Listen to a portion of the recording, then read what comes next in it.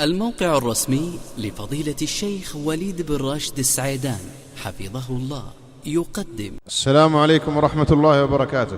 يقول السائل: ما حكم بل الإصبع بالريق لتقليب ورق المصحف؟ الحمد لله رب العالمين، وبعد.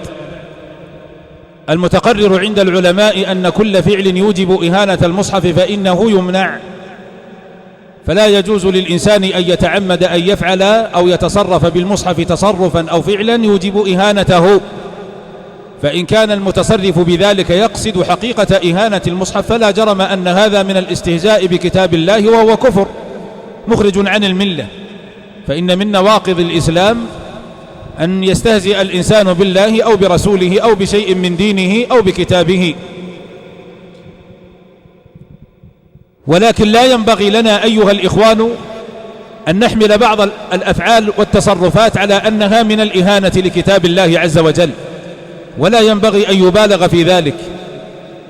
ومن ذلك أن الإنسان قد يستعين بشيء من ريقه يضعه على طرف سبابته ليمسك طرف الورقة من المصحف لتعينه على عدم أخذ صفحتين أو وجهين متلاصقين، فإن هذا الفعل وإن اختلف فيه أهل العلم رحمهم الله تعالى، إلا أن القول الأقرب إن شاء الله أنه لا بأس به، لأنه ليس من باب إهانة المصحف، ولا يقصد قارئ المصحف أن يهين كتاب الله عز وجل بذلك أبدا، وليس ذلك من النجاسة في صدر، من تنجيس المصحف لا في صدر ولا ورد، لأن ريق ابن آدم طاهر في قول عامة أهل العلم، ولا نعلم أحدا أفتى بنجاسته، بل هو من الأشياء الطاهرة. فإذا بل الإنسان سبابته أو طرف أصبعه الإبهام ثم قال بها على ورقة المصحف هكذا حتى يأمن من عدم أخذ صفحتين في فتحة واحدة فلا بأس ولا حرج في ذلك إن شاء الله. ولا يقصد المسلم أبدا أن يهين كتاب الله بمثل ذلك. والأصل في الأشياء الحل والإباحة، والمنع حكم شرعي ولا بد فيه من دليل. وإن من أعجب ما قرأته في هذا الأمر ما ذكره الإمام ابن العربي رحمه الله تعالى في أحكام القرآن من التغليظ الشديد في من فعل ذلك، وأنه إهانة لكتاب الله، وأنه ازدراء بالقرآن، وهذا كله من المبالغة التي لا ينبغي مثلها. فالذي أرى في هذه المسألة أنه لا حرج في ذلك، كون القارئ يرطب أصبعه لتسهيل قلب الصحائف هذا لا حرج فيه، وليس في هذا سوء أدب مع كتاب الله عز وجل، ولا إهانة وازدراء لكتاب الله، ولا سخرية به، حاشا وكلا أن يقصد المسلم بمثل هذا الفعل أن يهين كتاب الله عز وجل.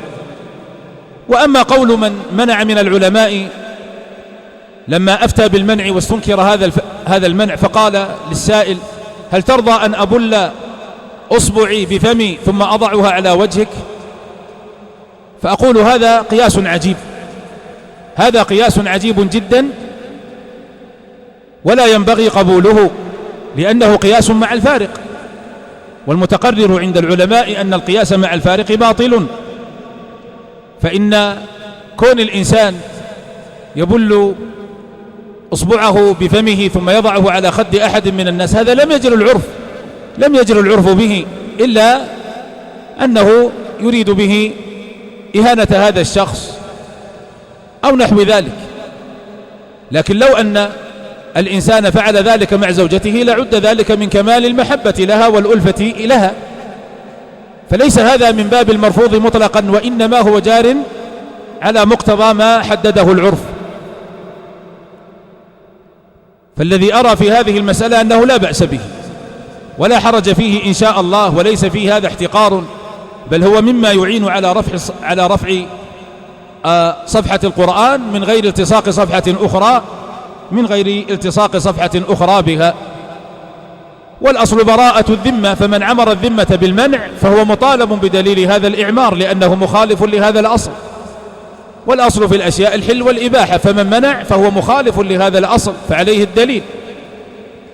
والأصل أن المسلم إنما يفعل ذلك من باب حرصه على كتاب الله عز وجل وقراءته سردا من غير تفويت شيء منه، فهو إنما يفعل ذلك حتى لا تلتصق صفحتان فيتجاوز قراءة إحداهما من غير أن يشعر.